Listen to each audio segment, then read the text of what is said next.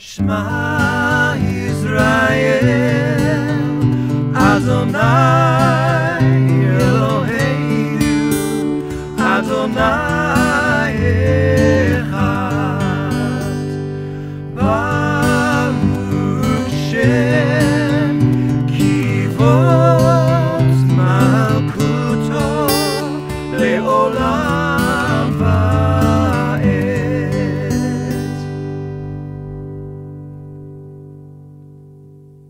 Shalom, everyone. This is Danny Palmer once again from Springfield, Missouri. Teacher or rabbi here at a local congregation called the Yachad Qahal, and we're continuing our series on covenant.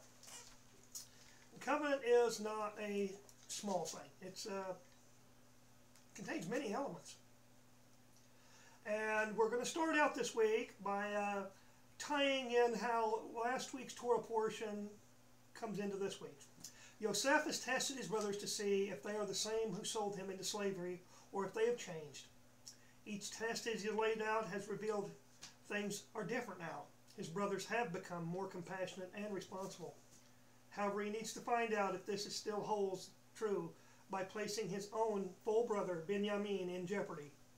Now the final act of this stage of the saga plays out, with Yehuda putting himself on the line for Binyamin. Yosef can no longer constrain himself and sends his Egyptian servants out of his presence, and he finally reveals his true identity to his brothers.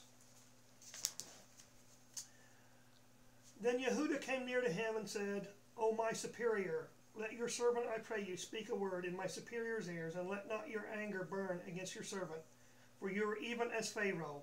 My superior asked his servant, saying, Have you a father or a brother?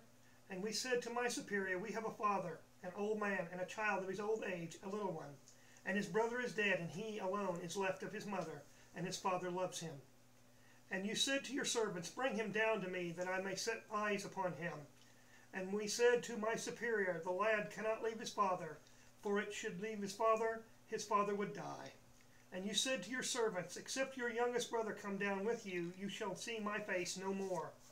And it came to pass, when we came up to your servant, my father, we told him the words of my ruler. And our father said, Go again, buy us a little food. And we said, We cannot go down if our youngest brother is with us. Then we go down. For we may not see the man's face, except our youngest brother is with us. And your servant my father said unto us, You know that my wife bare me 2 sons, and the one went out from me. And I said, Surely he is torn in pieces, and I have not seen him since. And if you take this one also from me, and harm happen to him, you will bring down my gray hairs with sorrow to Sha'ul. Now therefore, when I come to your servant my father, and the lad is not with us, since his life is bound up in the lad's life, it will come to pass, when he sees that the lad is not with us, that he will die, and your servants will bring down the gray hairs of your servant our father with sorrow to Sha'ul. For your servant became surety for the lad to my father, saying, If I bring him not to you, then I will bear the blame of my father forever. Now therefore let your servant, I pray you, remain, instead of the lad a bondman to my ruler, and let the lad go up with his brethren. For how shall I go up to my father, if the lad is not with me, lest I see the evil that shall come of my father? Now in this section, Yehuda is stepping up because of some of the things that Yehuda himself has went through. He's lost 2 of his own sons. He's been deceived into fulfilling the obligations that he wouldn't let his youngest son fulfill with Tamar, and has produced twin sons. He did not take her as his wife because she had been his son's wife, but she knew that she was supposed to be the wife of the youngest brother, and Yehuda had not given her to him. So we have a scenario here. Yehuda has stepped up and said to his father before they went down, I will go down and protect him, and if I don't bring him back, it'll be a sin against you, Father, for the rest of my days. Yehuda has changed. Yosef has changed. The 2 primary characters in this scenario have both changed. They've both grown up. The younger brother who had dreams and exulted himself as some of his brothers, where he did it, maliciously or not, and it wasn't very intelligent that he did this. He probably should have shared them only maybe with his father. Yehuda was the one who convinced his brothers to sell Yosef, the troublemaker, down into Egypt. So here are the two brothers face to face.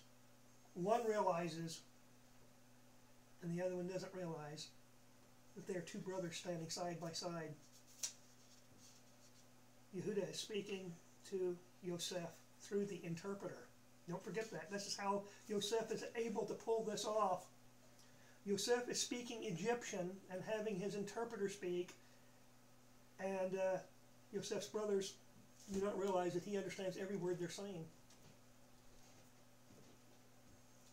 Then Yosef could not control himself before all them that stood by him, and he cried, "Cause every man to go out from me."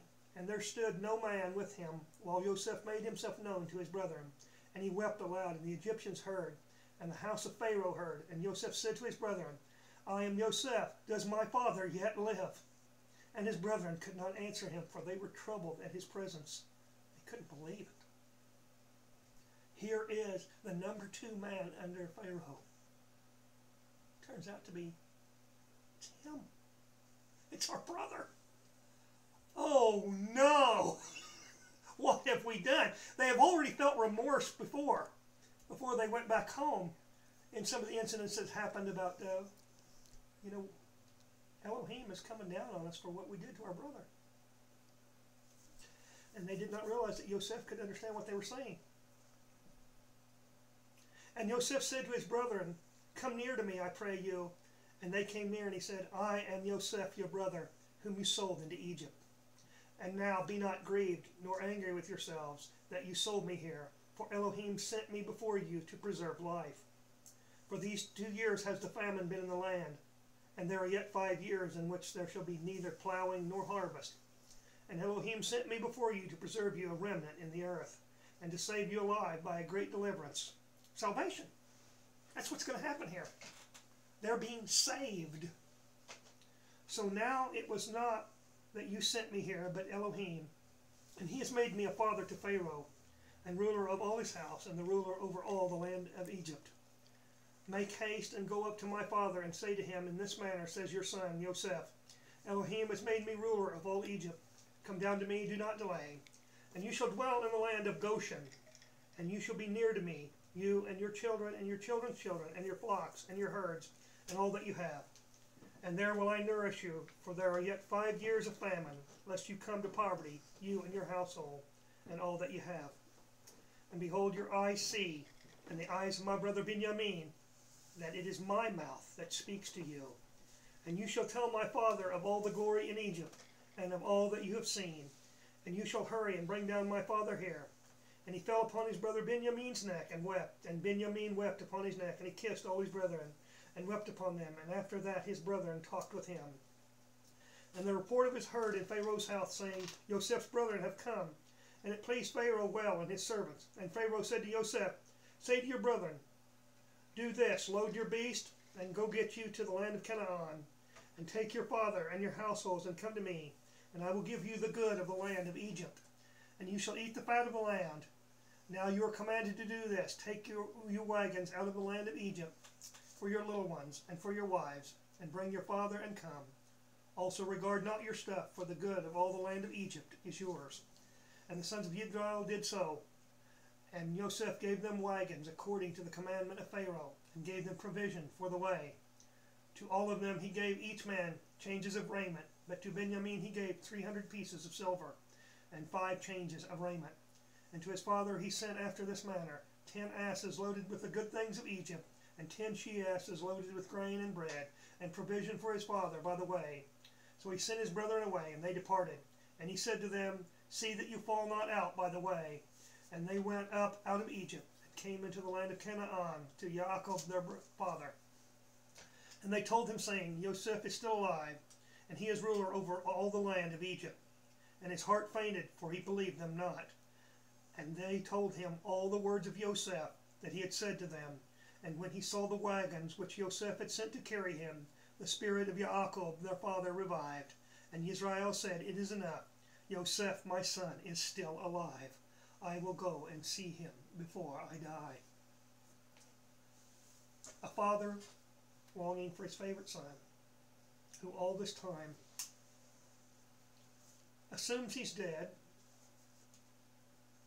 but there's still lingering hope.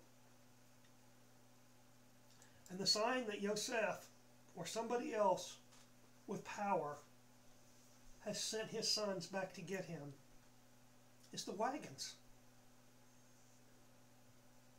These are primarily resources of the wealthy in this time, especially rulers. And these wagons are loaded down with the provisions they're going to need to return home and then return back with all their family members to Egypt. Must have been a lot of wagons and a lot of food. This Pharaoh is a benevolent Pharaoh, unlike the ones that will come later. He has seen in Yosef a wise man that he can trust, that helps him rule his kingdom. And so Yaakov is enjoying the idea that his son Yosef is still alive. I'm going to go see him. But there's a hesitation that's coming, because Yaakov knows now more than any other time in his life, I can't just go because I want to go. And Israel took his journey with all that he had and came to Beersheba and offered sacrifices to the Elohim of his father Isaac. And Elohim spoke unto Israel in the visions of the night and said, Yaakov, Yaakov. And he said, Here I am. And he said, I am El, the Elohim of your father. Fear not to go down into Egypt, for I will there make of you a great nation. I will go down with you into Egypt, and I will also certainly bring you up again. And Yosef shall put his hand upon your eyes. And Yaakov rose up from Beersheba, and the sons of Israel carried Yaakov their father, and their little ones, and their wives, and the wagons which Pharaoh had sent to carry him. And they took their cattle and their goods, which they had acquired in the land of Canaan, and came into Egypt. Yaakov and his seed with him, his sons and his sons' sons with him, his daughters and his sons' daughters, and all his seed he brought with him into Egypt. And these are the names of the children of Israel who came into Egypt. Yaakov and his sons, Reuben, Yaakov's firstborn, and the sons of Reuben, Hanok, Palu, Hezron, and Carmi, and the sons of Simeon, Jemuel, Yamin, Ohad, Yakin, Zohar, and Sha'ul, the son of a Canaanitish woman. And the sons of Levi, Gershon, Kohath, and Merari. And the sons of Yehuda, Onan, Shelah, Peretz, and Zerach. But and Onan died in the land of Canaan. And the sons of Peretz were Hezron and Hamul. And the sons of Issachar, Tola, Puvah, Eob, and Shimron. And the sons of Zebulun, Sered, Elon, and Jaleel. These are the sons of Leah, whom she bare to Yaakov in Padan Aram with his daughter Dinah. And the souls of his sons and his daughters were 33.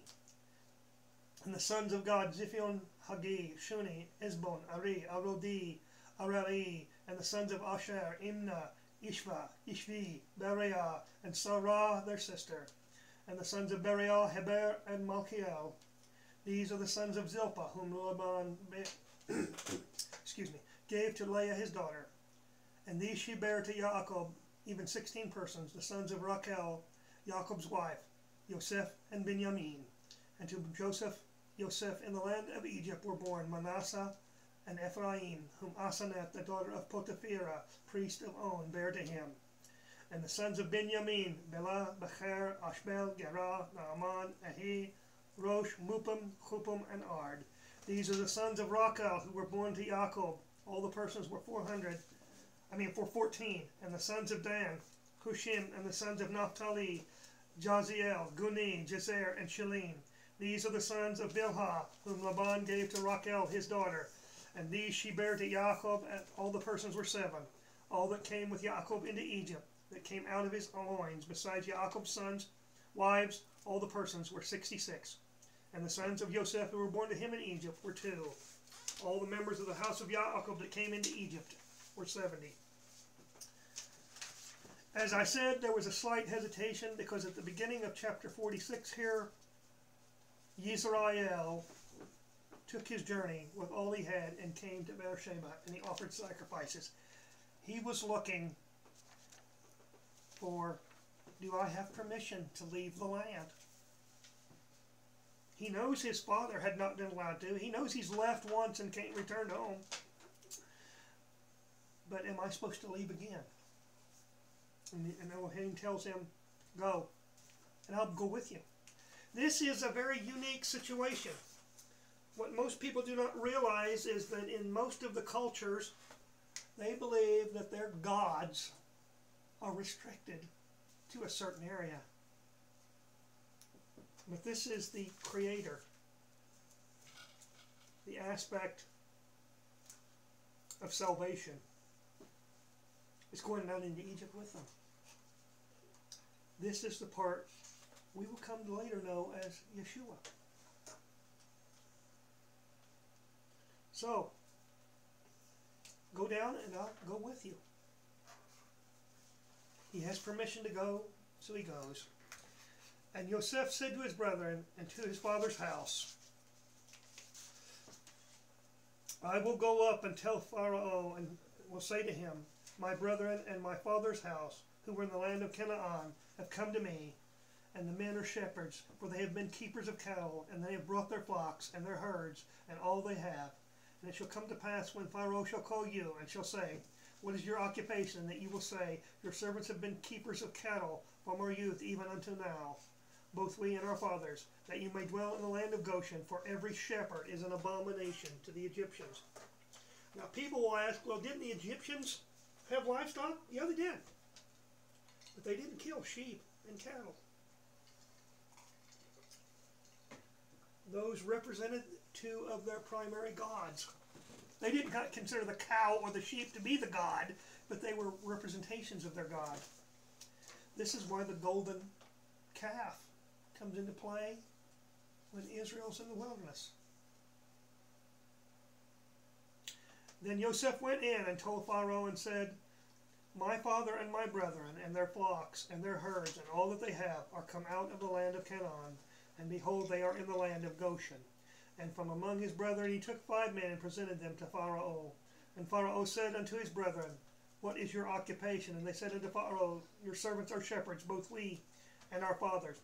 And they said to Pharaoh, to sojourn in the land we have come, for there is no pasture for your servants' flocks, for the famine is severe in the land of Canaan.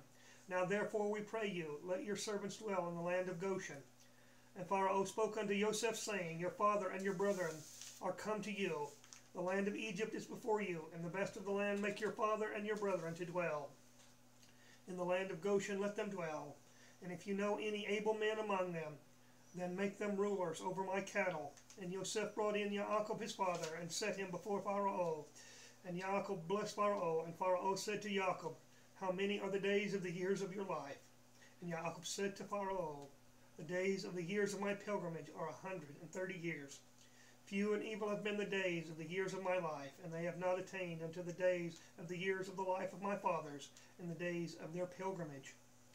And Yaakov blessed Pharaoh, and went out from the presence of Pharaoh. And Yosef placed his father and his brethren, and gave them a possession in the land of Egypt, in the best of the land, in the land of Rameses, as Pharaoh had commanded. And Yosef nourished his father's household, and his father and his brethren, with bread according to their families. And there was no bread in all the land, for the famine was very severe, so that the land of Egypt and the land of Canaan fainted because of the famine. And Yosef gathered up all the money that was found in the land of Egypt and in the land of Canaan for the grain which they bought. And Yosef brought the money into Pharaoh's house. And when the money was all spent in the land of Egypt and in the land of Canaan, all the Egyptians came to Yosef and said, give us bread, for why should we die in your presence? For our money is gone. And Yosef said, give your cattle, and I will give you for your cattle, if your money is gone. And they brought their cattle to Yosef, and Yosef gave them bread in exchange for the horses, and for the flocks, and for the herds, and for the asses, and he fed them with bread in exchange for all their cattle for that year. And when that year was ended, they came unto him the 2nd year, and said unto him, We will not hide from my sovereign how that our money is all spent, and the herds of cattle are my sovereign's. There is nothing left in the sight of my ruler but our bodies and our lands. Why should we die before your eyes, both we and our land? Buy us and our land for bread, and we and our land will be servants to Pharaoh, and give us seed that we may live and not die, and that the land will not be desolate. Now, the famine doesn't mean that nothing at all grows. It means very little, minimalist amounts. So there's not enough to really sustain anybody. So the people each year, for 3 years, have sold what they have. Finally, themselves and their land. Everything now belongs to Pharaoh. Keep that in mind when a Pharaoh who does not know Yosef puts Yosef's kinsmen and their descendants into bondage. So Yosef bought all the land of Egypt for Pharaoh, for the Egyptians sold every man his field, because the famine was severe on them. And the land became Pharaoh's, and as for the people, he removed them to the cities from one end of the border of Egypt, even to the other end of it. This is interesting because this is exactly what the Assyrians do to the northern kingdom. They take them out of their land, put them in somebody else's land, and move some other foreign people into their land so that they become disconnected from their land. This is a strange place. No matter which group you are, the Israelites or the people who got moved in, who later became known as the Samaritans. Only the land of the priest bought he not, for the priest had a portion for Pharaoh, and did eat their portion which Pharaoh gave them. Therefore they sold not their land. Then Yosef said to the people, Behold, I have bought you this day, and your land for Pharaoh. Lo, here is seed for you, and you shall sow the land. And it shall come to pass at the ingatherings that you shall give a fifth to Pharaoh, and 4 parts shall be your own, for seed of the field, and for your food, and for them of your households, and for food for your little ones. And they said, You have saved our lives. Let us find favor in the sight of my master, and we will be Pharaoh's servants. And Yosef made it a statute concerning the land of Egypt to this day, that Pharaoh should have the fifth. Only the land of the priests alone became not Pharaoh's. And Israel dwelt in the land of Egypt, in the land of Goshen, and they acquired possessions in it, were fruitful, and multiplied greatly, and sadly became far too comfortable. They assimilated. And that's how their problems began under this Pharaoh who does not know Yosef. Yosef has set about a system of taxation in Egypt. 1/5. 1/5. If we went by our standards here in America, 20 cents of every dollar. I don't know about some of you, but there's at least been a couple times in my life combining all my state, my federal, and other taxes at least 20% of my income went to taxes. Now, I did get returns from the federal government and the state government in most cases, but that's kind of like the grain.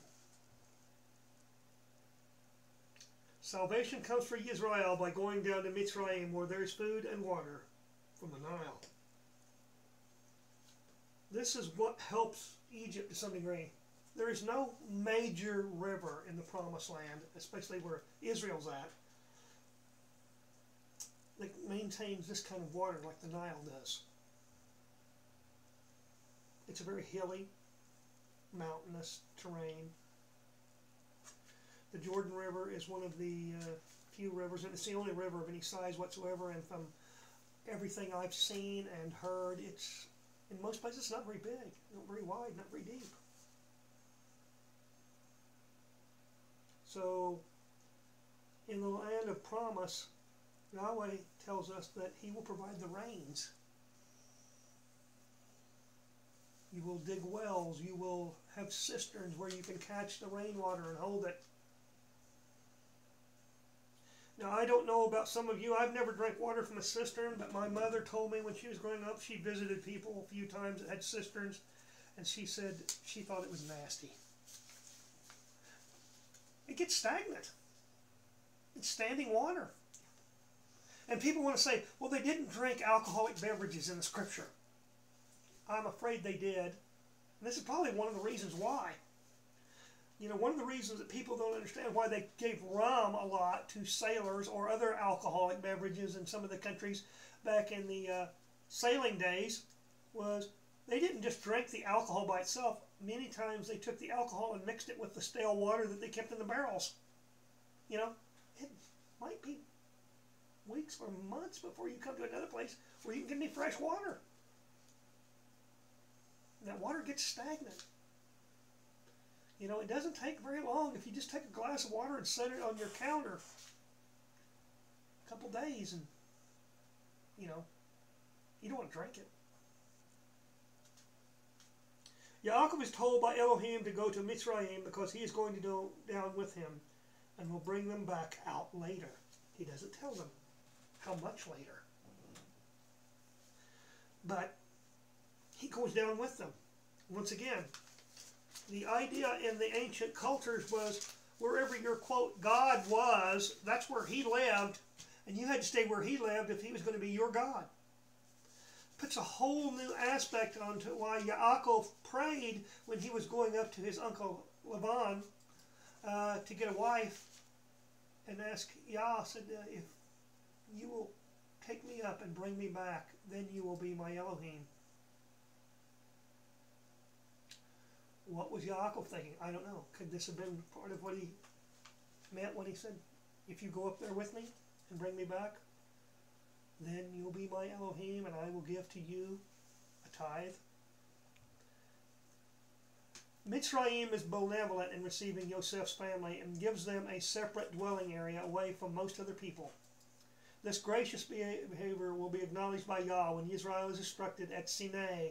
The Mitzrayim may enter the assembly of Israel in the third generation. That is Deuteronomy chapter 23, verses 7 and 8. And this makes a whole lot. And it says, you shall not abhor an Edomite, for he is your brother. You shall not abhor an Egyptian, because you were a sojourner in his land. The children of the third generation that are born to them shall enter into the assembly of Yahweh. Now, they could come and they could participate with Israel. They could live among the community. But not until the third generation could they actually become, quote, citizens of Israel. Could they come under the covenant? And remember, the Edomites are the descendants of Esau. His other name is Edom. And the Egyptians, because they were kind to them when they first went down to Egypt. In the Haftarah, we jump ahead many centuries from the events. And this is directly tied to what happens here in Egypt. Well-known chapter to many people. This chapter is split into two portions when the Jews read it. This is one of the times when it's read. This is the last half of the chapter. And it begins at verse 15 of Ezekiel chapter 37. The word of Yahweh came again to me, saying, and you, son of man, or Ben Adam, or son of a human being, take to yourself one stick and write upon it for Yehudah and for the children of Israel his companions. Then take another stick and write upon it for Yosef, the stick of Ephraim, and for all the house of Israel his companions. You notice how that Yah tells Yachad something different about Yehudah than he does about Israel. He said, for all those who are aligned with Yehudah and for the children of Israel, his companions. They're called the children of Israel, his companions. This is mostly Benjamin and Yehuda. And he tells the other stick, representing Yosef, which will be born under the leadership of Ephraim, to take a staff for all the house of Israel. His committee. He calls them the house, or the Beit Yisrael. So there's even a designation. He said that the Yehudim are Israelites, but they're not the house of Israel. The house of Israel is a designation referring to the 10 tribes. Now there were some Jews among the 10 tribes that got scattered, just as there were small elements of members of different tribes from the northern kingdom that came back and joined up with Yehuda. And when the children of your people shall speak, excuse me, I skipped a verse here, verse 17.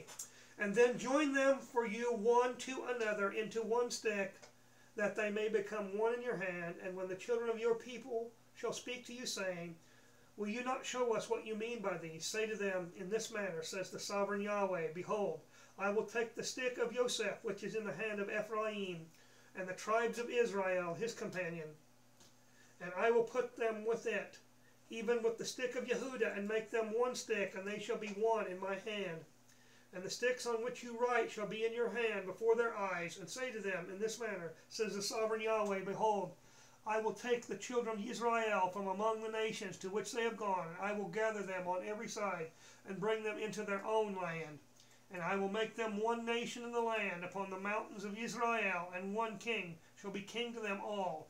And there shall be no more 2 nations, neither shall they be divided into 2 kingdoms any more at all. Neither shall they defile themselves any more with their idols, or with their detestable things, nor with any of their transgressions. But I will save them out of all their dwelling places in which they have sinned, and will cleanse them. So shall they be my people, and I will be their Elohim. Yahweh is telling us both the house of Israel and the house of Judah will be gathered in the last days, and they're both coming back because of the sin is why they were exiled or, cast out of the land. It's not because they've been good. It's not because they've been righteous or just. They come up with their own systems. And my servant David shall be king over them, and they all shall have one shepherd. They shall also walk in my ordinances and observe my statutes and do them. And they shall dwell in the land that I have given to Yaakov my servant, in which your fathers dwell. And they shall dwell in it, they and their children and their children's children, forever. And David my servant shall be their prince forever.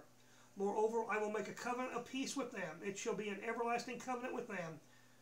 And I will place them and multiply them, and I will set my sanctuary in the middle of them forevermore. My tabernacle also shall be with them, and I will be their Elohim, and they shall be my people.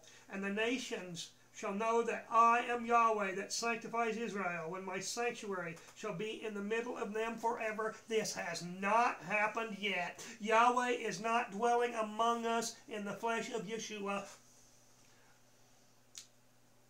When the Jewish state of Israel declared its independence in 1948, it did not fulfill this prophecy. It has fulfilled elements of it, but the entire prophecy has not come to pass. And in fact, it will not come to pass until Messiah returns.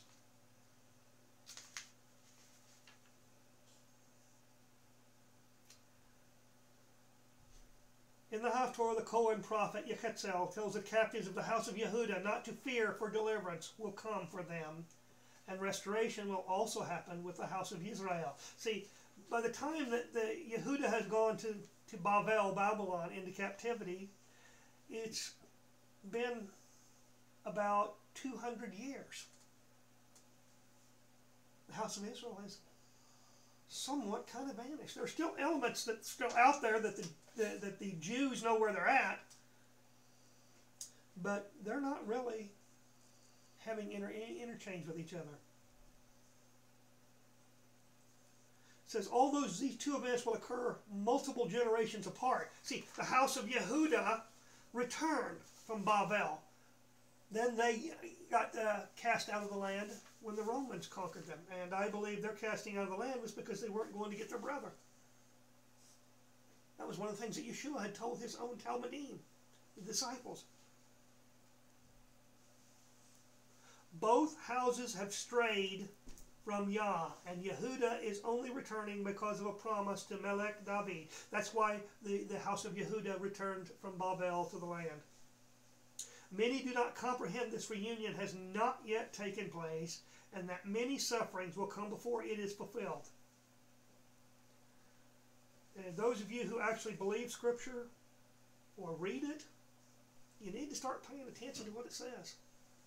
The Bible is not a book of religion. It's a book of government. Those who believe only the natural descendants of Yaakov or Yehuda or Israel are in denial of the Torah, stating that anyone who wishes to join the 12 tribes must submit to the same ordinances.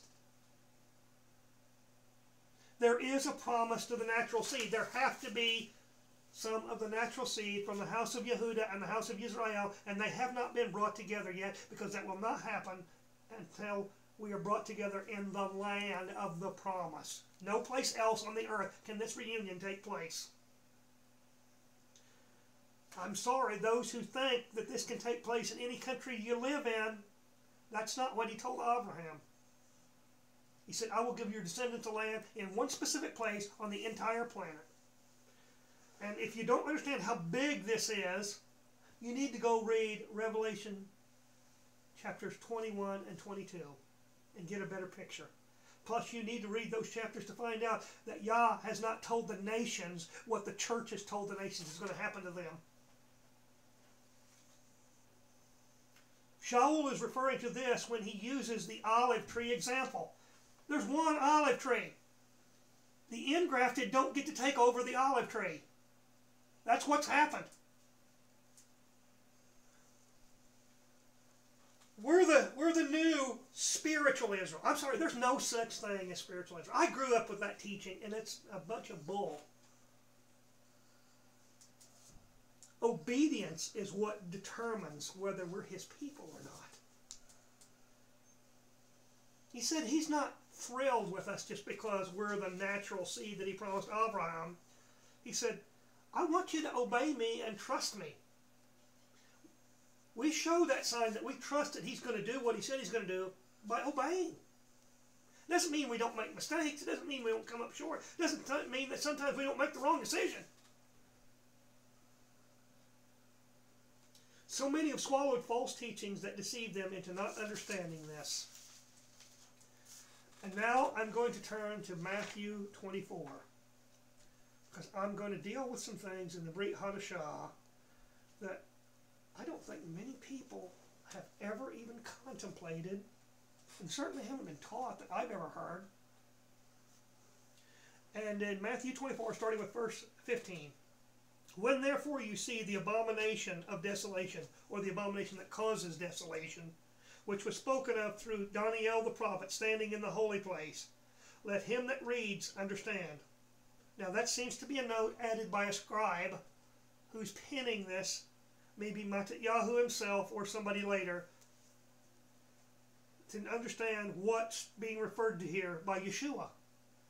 Let him that reads understand.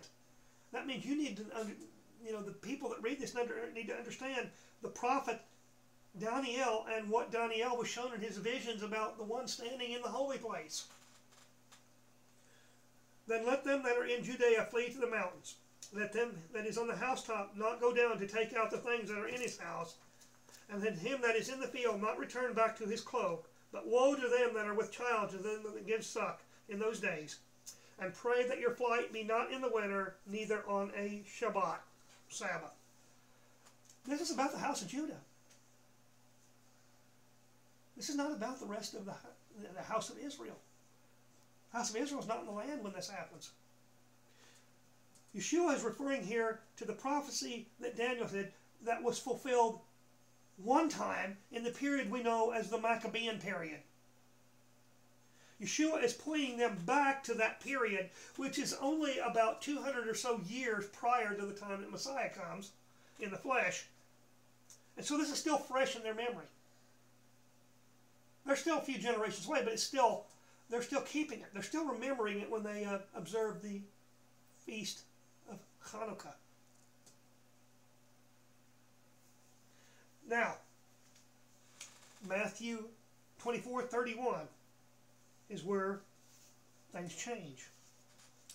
And he shall send forth his angels with the sound of the great trumpet, and they shall gather together his elect from the four winds, from one end of the heaven to the other. Oh, who's the elect he's going to gather from the four winds? This is the Beit Yisrael, the house of Israel. The house of Israel will not be gathered until our Jewish kinsmen suffer these instances that it talks about here from verse 15 through 20. The house of Yehudah is even told not to go to the deserts or to the secret rooms. Now, those of you think that I don't know what I'm talking about, we're going to touch on several places. The current Jewish state of Israel is the fig tree. Matthew 24:32. Now from the fig tree learn her parable. When her branch has now become tender and shoots forth its leaves, you know that summer is near. See, that's the key. The tree is growing. And it's beginning to sprout leaves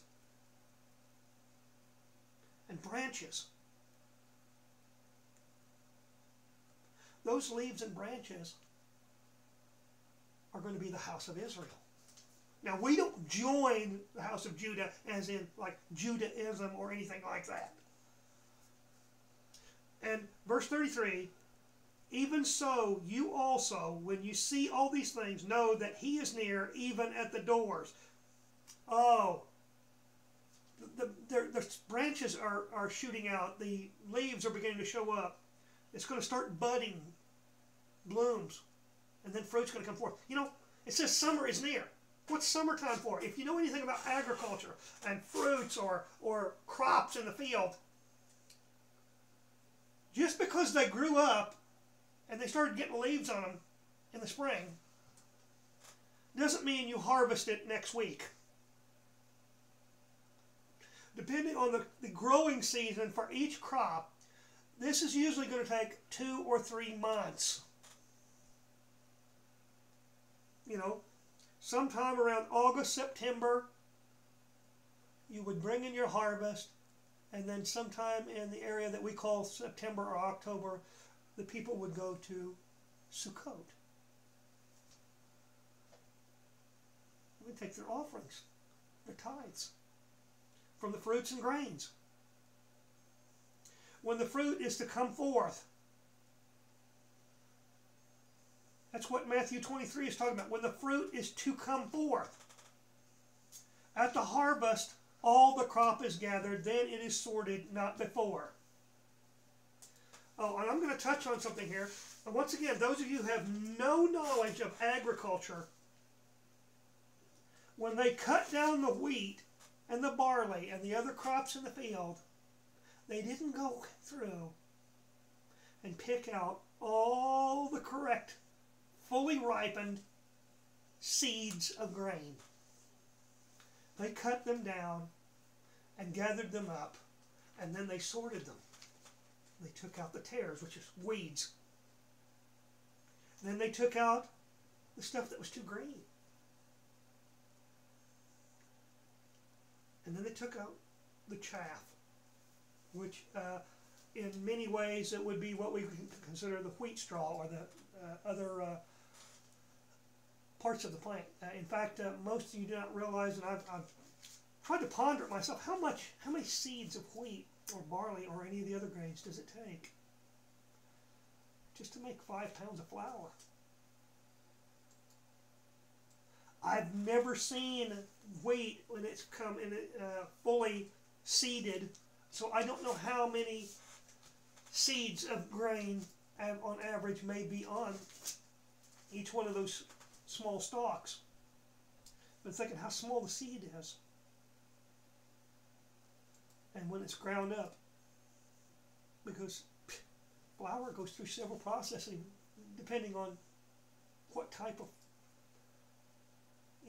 grind or whatever that you want. There are different grades depending on how much you remove. So that seed even has stuff removed from it, especially if you're using white flour. You have to remove the hull of the seed to get to the inner part. Many of the things spoken of in Scripture are not understood by the modern audiences in the world because they don't have a clue about farming. Why? Because the world doesn't want us to raise our own food. They don't really like it if we raise our own gardens. Very few people are going to have enough acreage to plant wheat fields or barley or orchards. When they harvest the olives in Israel, nowadays they have a machine that they hook up to the base part of the tree, and it clamps around it and it shakes it, and the olives come off, even the ones that aren't ready. A green olive is an unripe olive in most cases. Most olives turn black. That's the ripe olive. That's why there's a difference in the flavor. That's why there's more acidity in the green ones than there is in the black. The black one is the fully ripe one. There are probably some species that never turn black, but I have no knowledge of those specific olives. I mean, we don't grow olives here in Missouri where I live. It's too cool. So think about this. Israel was commanded when they harvested to not go back after they've gone down the wheat rows, or after they've gone through the vineyard, or after they've shaken the olive tree. Anything that's still on the olive tree is supposed to be left there for the widows, the orphan, the poor, and the stranger. Think about that when you think of the harvest metaphor. Also, at the harvest, all the crop is gathered, then it is sorted, not before. One will be taken and one will be left. It's the sorting process where you take out the tares, chaff, and everything but the seeds. You leave the good stuff behind. You take away the stuff that you can't use. Luke best explains the one taken and one left scenario when the disciples ask Yeshua right after he tells them, says, "Where, Master?" And they're asking, where are the ones taken? Because they know where the ones are left are at, because he told them where they were at to begin with. They don't need to ask, okay, if two's in the field, one's taken, one's left. They don't need to ask, okay, where's the one that's left? Well, he's still in the field. They want to know, where was the one taken? Oh, wherever the vultures gather is because of corpses. Now, that's a paraphrase. Now, some of your translations might say eagles, but I discovered several years ago that the bird that we call a vulture or a buzzard in the United States is not even the same species that lives in the Middle East and Africa and those areas. That bird in those areas that eats the carrion is actually a member of the eagle family. So the eagle is an accurate definition or translation of that word. One will be taken, one will be left. How the sorting takes place. This is explained in the parable of good and bad seeds sown in the field in Matthew 13:24-30. Now, another parable set he before them, saying, "The kingdom of heaven is likened to a man that sowed good seed in his field. But while men slept, his enemy came and sowed tares also among the wheat and went away. But when the blade sprang up and brought forth fruit, then appeared the tares also. And the servants of the householder came and said to him, 'Sir, did you not sow good seed in your field? Where then has it tares?' And he said to them, 'An enemy has done this.' And the servants say to him, 'Will you then that we go and gather them up?' But he says, 'No, lest while you gather up the tares, you root up the wheat with them. Let both grow together until the harvest, and in the time of the harvest I will say to the reapers, gather up first the tares and bind them into bundles, burn them, but gather the wheat into my barn. Okay, once again, what's going to be done with the tares? It says they're burned. They're useless. They're not even good apparently for cattle feed or the horses or the donkeys, camels. You know, and not understanding that the harvest doesn't take place in two different phases. You cut all of it down and then you sort it. Many misinterpret this because they don't know anything about agriculture. This is why many also misinterpret Revelation chapter 12. You know, a lot of people I know either don't like to read Revelation or they interpret it according to religious theology. Revelation 12, verses 13 through 16. And when the dragon saw that he was cast down to the earth, he persecuted the woman that brought forth the man-child. And they were given to the woman the 2 wings of the great eagle, that she might fly into the wilderness to her place, where she is nourished for a time and times, and half a time from the face of the serpent. And the serpent cast out of his mouth after the woman water as a river, that he might cause her to be carried away by the stream. And the earth helped the woman, and the earth opened her mouth and swallowed up the river, which the dragon cast out of his mouth. Now those verses are talking about the house of Yehudah. That's the part of the woman, because this entire chapter has many phases within it. That the woman first begins out demonstrating and representing all 12 tribes, but in the phases throughout this chapter, it goes back and forth describing different elements of the 12 tribes. The house of Judah, or the house of Yehudah, is being protected not because they're righteous. Doesn't mean there are not any righteous among them, but as a whole, they're no more righteous than Israel, the house of Israel. No place in this passage does it ever describe this woman being spared because of her righteousness. But then we get to verse 17. You know, it says, many misinterpret Revelation 12, 13 to 16. It's primarily speaking of the house of Yehudah, though it correlates to all the tribes. But this has nothing to do with religion. It does not say anything about the woman being righteous, as I said. Verse 17 speaks of those who, especially the lost sheep of the house of Israel, who have returned to Torah and Yah's promised Mashiach, Yeshua. And the dragon became exceedingly angry with the woman and went away to make more with the remnant of her seed that keep the commandments of Yahweh and hold the testimony of Yeshua. Now here, once again, the woman as a whole is all 12 tribes, but it's speaking only of a certain part of those 12 tribes, those who have the commandments that they keep and the testimony of Yeshua. They are different than the woman that's protected. The woman that's protected, the dragon becomes angry and says, well, I'm going to go after her other seed. The ones who have the commandments and the testimony of Yeshua. Okay, it never says the woman that's protected have the testimony of Yeshua.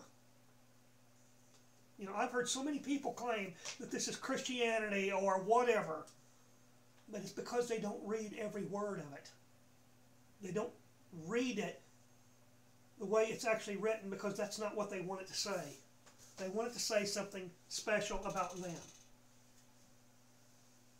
I've heard many Christian teachers say, well, the woman is the church now, spiritual Israel. And, you know, these people here in verse 17 are the Jews who, after the rapture, finally see Messiah and turn and repent. Makes no sense whatsoever. Because as I said, the woman prior to verse 17 It didn't even say she keeps the commandments. Interesting, huh?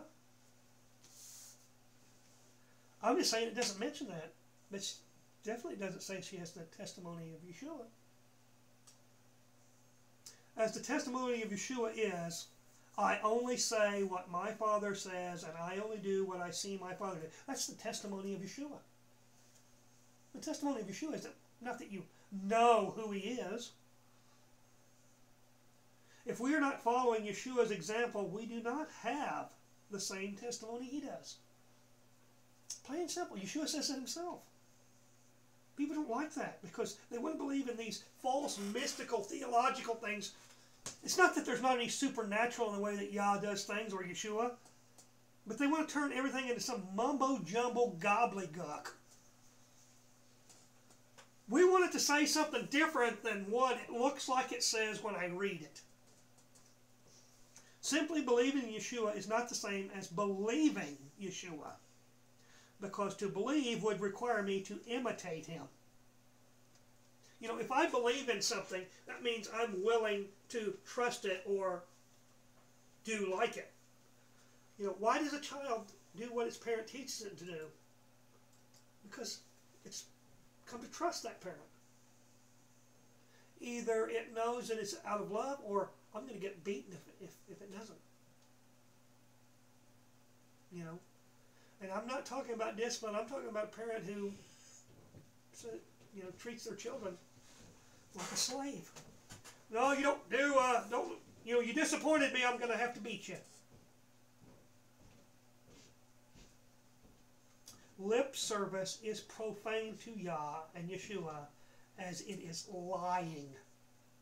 To say that I follow Yeshua or he is my master and then eat pork or do not keep the seventh-day Sabbath or any other commandment that I'm given is mocking Yeshua. It's mocking his sacrifice. It's mocking the price he paid.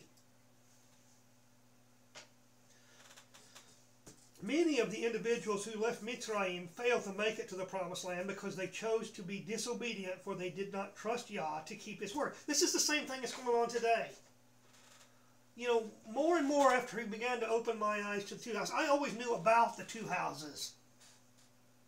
But to understand that these things hadn't come to pass yet, I did not understand that in the past. And when he began to open my eyes about this, I look at different people and I go, hey, you're probably at least some of the actual seed because of the way you live, which is real disobedient. You know, lineage alone will not allow us to go home. Only compliance with Yah's commands will permit this. Also, those willing to join the assembly are obligated to the same standards. You can't be part of the olive tree and think you don't have to keep the same rules that the natural branches do. You know what the tree says? No more sap for you. You're dead.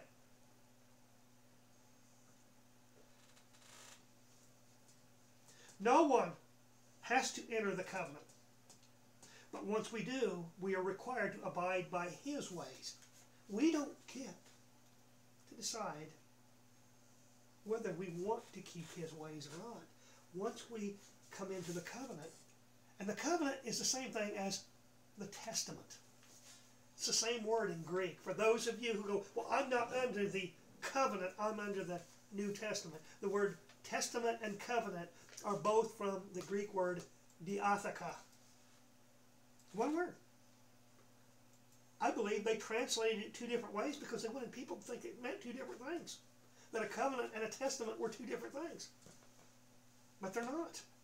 They're exactly the same thing. This is the danger involved in eating the bread and drinking the cup, thinking there is nothing expected from them. Our brother Sha'ul warned about this. Drinking the cup unworthily, not understanding what you're doing when you take it. You know, if you're not willing to abide by the rules of the covenant, you shouldn't be drinking that cup.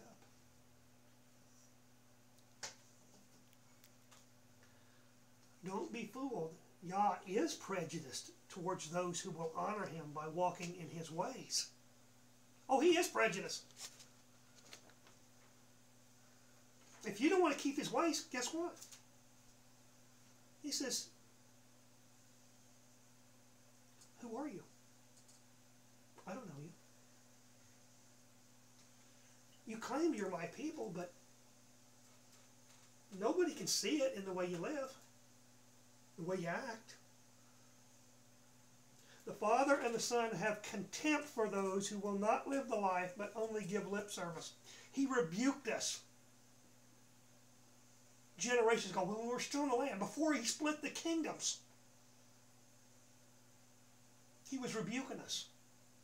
And he rebuked us after he split the kingdom. You know, he says in the prophet Yeshayahu, a people that honor me with their lips, but their hearts are far from me. That's what people are doing today. They're claiming to be his people, but they have no intention of actually doing what he says. This means saying we don't have to obey the instructions of Torah, and we only have to love him emotionally. That's what they were doing back then. Yeshua tells us this is crap, as he will tell the lawless to go away. He doesn't know them. I don't care if you called on his name or not. If you're not willing to obey, you're not going to enter the city. You may get to take the journey on the way home, but when you get there, where are you going to be? Inside the gates or outside?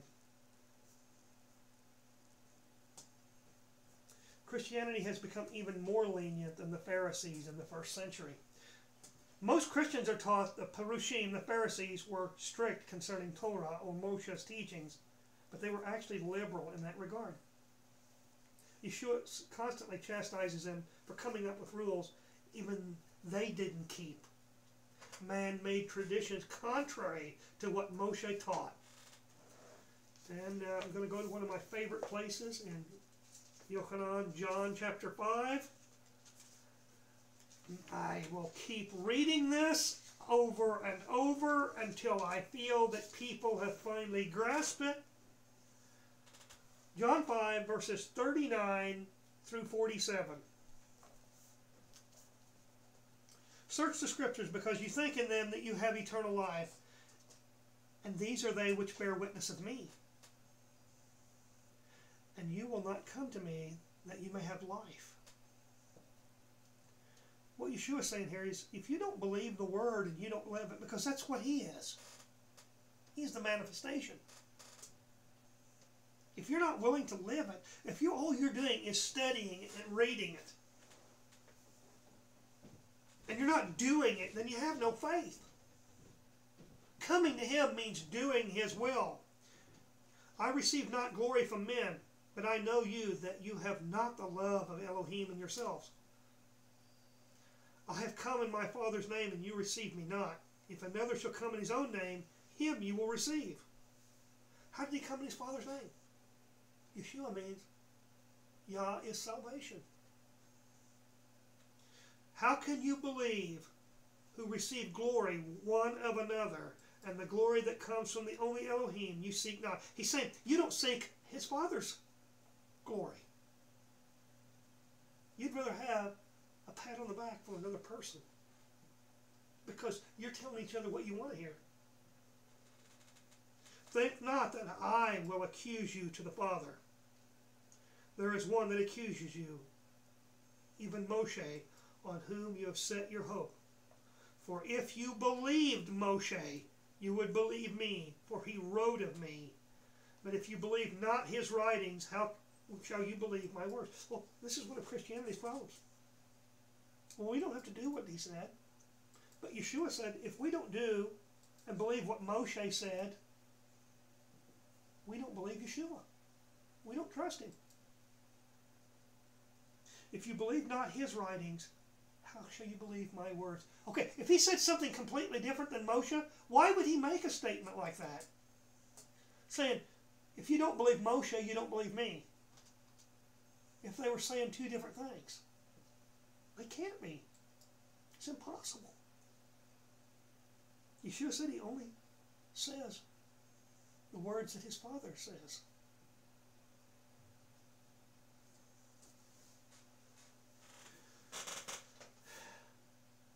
In verse 40, especially, as I said, and you will not come to me that you may have life. Oh, man.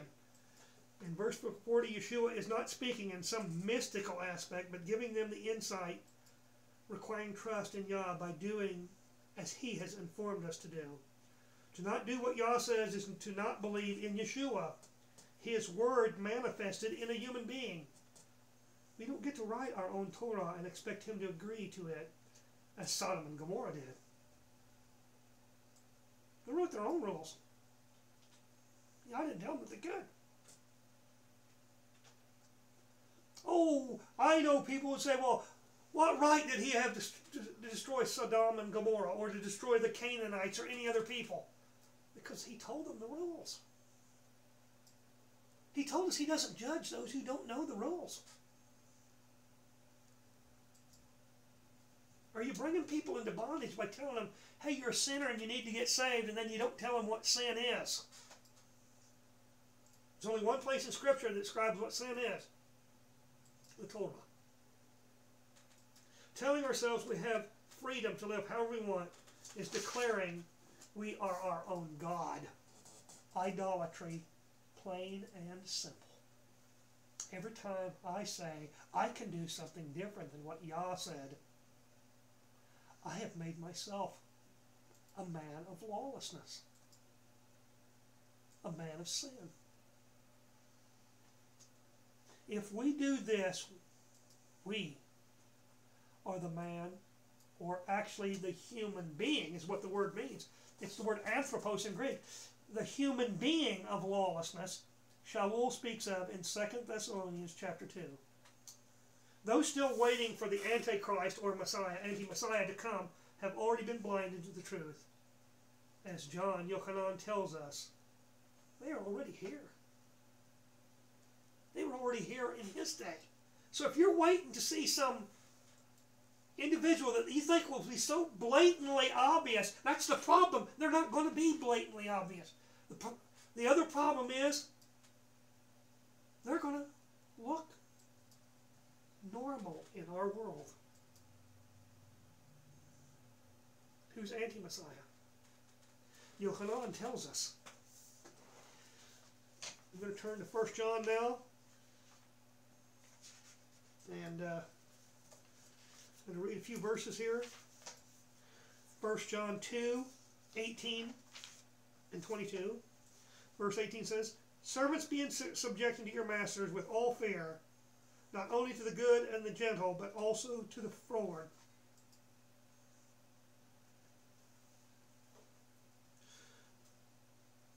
Oh, I'm sorry, I read 1 Peter. I turned back one too far. I'm sorry about that. Little children, it is the last hour, and as you heard that the anti-Messiah comes, even now there have arisen many anti-Messiahs, by which we know that it is the last hour. They went out from us, but they were not of us. For if they'd been of us, they would have continued with us. But they went out that they might be made manifest that they were not all of us. Verse 22. Who is a liar but he that denies that Yeshua is the Messiah? This is the anti-Messiah. He that denies that the Father and the Son. He who denies the Father and the Son is anti-Messiah. Chapter 4, verse 3. And every spirit that confesses not Yeshua is not of Yahweh. And this is the spirit of the anti-Messiah, of which you have heard that it comes. And now it is in the world already. Those that say that Yeshua does not come in our flesh. Because that's what it means. Comes is an active word. It's not past tense. It's future or current and onward moving. 2 John, verse 7. For many deceivers have gone forth in the world, they that confess not that Yeshua the Messiah comes in the flesh. This is the deceiver and the anti-Messiah. It's not denying that a person named Yeshua came in the flesh. It means in our lifestyle, our walk. If Yeshua is not in us,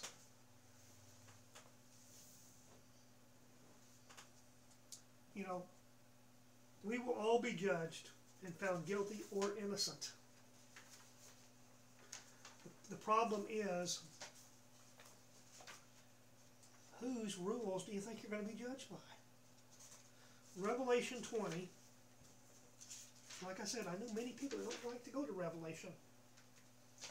I think it's discouraging. In fact, I remember the first time I actually read the entire book in a read-through during a week. I actually had less fear after I read it than I did before. And I wasn't like quaking or anything like that. 20 verses 11 and 12. And I saw a great white throne, and him that sat upon it, from whose face the earth and heaven fled away, and there was found no place for them. And I saw the dead, the great and the small, standing before the throne, and the books were open, and another book was open, which is the book of life, and the dead were judged out of the things which were written in the books according to their works. What books do you think these are that they're being judged from? It's the Torah, the book of life. We go back to Deuteronomy chapter 1, verses 16 and 17. See if this sounds familiar to what you just heard me read there from Revelation. And I charged your judges at that time, saying, hear the causes between your brethren, and judge righteously between a man and his brother, and the sojourner that is with him. You shall not respect persons in judgment. You shall hear the small and the great alike. You shall not be afraid of the face of man, for the judgment is Elohim's, and the cause that is too hard for you, you shall bring to me, and I will hear it. Revelation is nothing new. It's just given us information in a context that, unfortunately, the Western world does not have a Middle Eastern Semitic mindset. John 14:6. Yeshua says to him, I am the way, and the truth, and the life. No man comes to the Father but by me. What is the Son? He says, no one comes to the Father but by me. Guess what? If you're going to read John, guess what you need to keep in mind the whole time you're reading John's writing is what John tells us in the opening of his writing in chapter 1. In the beginning was the Word, and the Word was with Yahweh, and the Word was Elohim. The same was in the beginning with Yahweh. All things were made through him, and without him was not anything made that was made. In him was life, and the life was the light of men. And the light shines in the darkness, and the darkness could not master it. And jumping down to verse 14, and the Word became flesh and tabernacled among us, and we beheld his glory, glory as of the only begotten from the Father, full of grace and truth. Yeshua is the Word manifested in the fleshly human part of Yeshua. That means the fleshly human part submitted to the Ruach, the will of the Father. It says that we have to come through him to get to the Father. Well, how do you come through him to get to the Father if you have some mystical, supernatural idea of, I say a prayer and that's all I got to do. I don't have to live a kind of life. I don't have any responsibility. Just easy come, easy go. He understands. I got grace. Grace is favor. He doesn't throw favor around just willy-nilly. In Romans 2, verses 13 and 14, our brother Sha'ul says, for the hearers of the law, or the Torah, are not just before Yahweh, but the doers of the law shall be justified. For when Gentiles that have not the law do by nature the things of the law, these not having the law or the law to themselves. This is saying that those who do not have this Torah that we read from have a Torah that he's given them written in their heart, and they do it or rebel against it. The hearers of the Torah or the law are not justified, but the doers. Have you ever heard the good news? If you've never read what's called the Old Testament, then you've never heard the good news. Because all the Brit Hadashah, the New Testament, is telling us is about the good news and how it was coming about and being fulfilled. If you were a Gentile, you do not know Yeshua. Plain and simple. You know what a Gentile is? It's the nations. Because if you're a Gentile, that means you're not in covenant. You're not in this covenant. That doesn't mean you're not in any covenant. That means you're not in the covenant of Moshe, which is the covenant that Yeshua was renewing.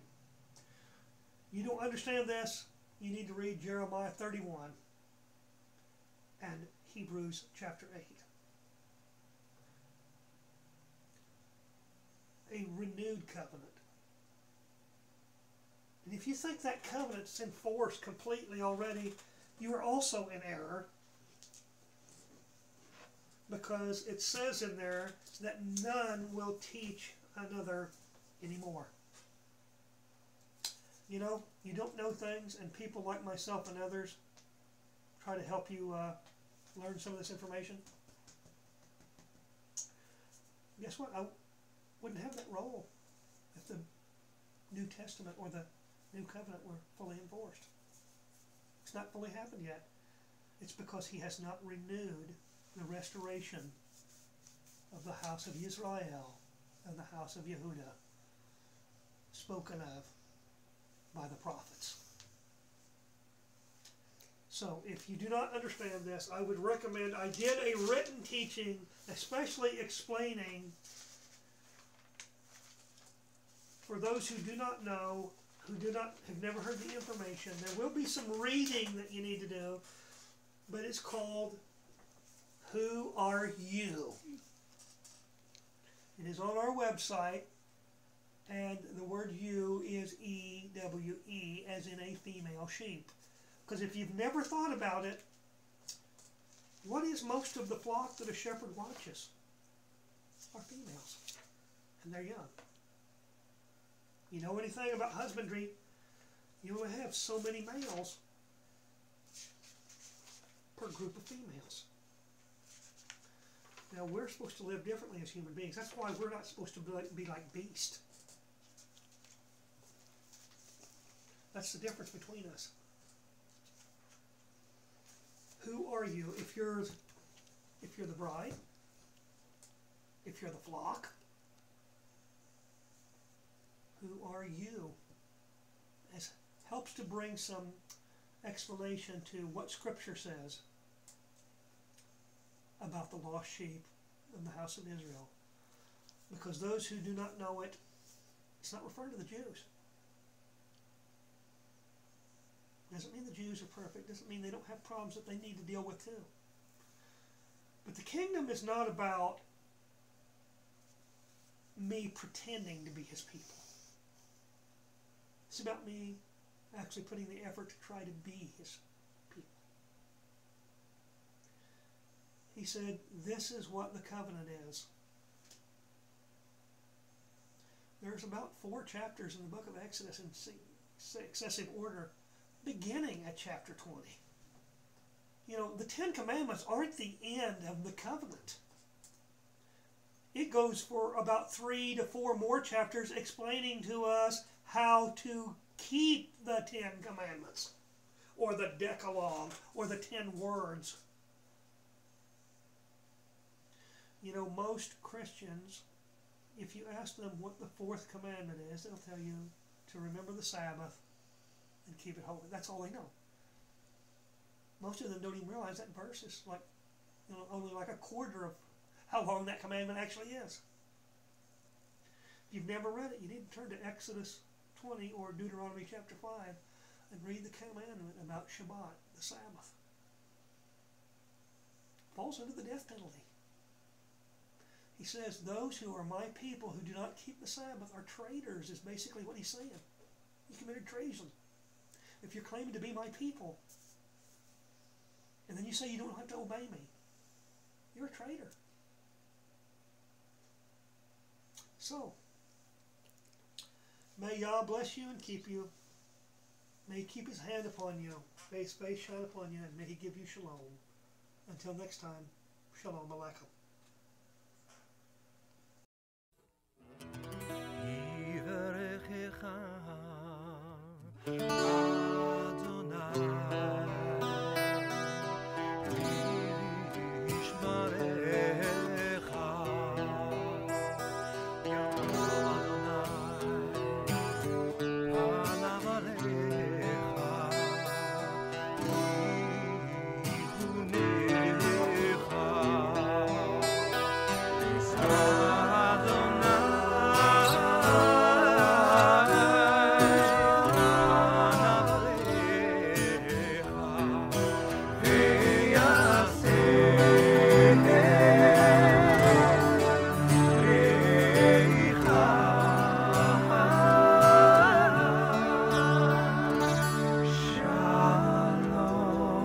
May Yahweh bless you and keep you.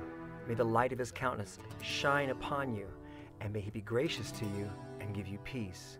In the name of Yeshua, our Messiah. Amen.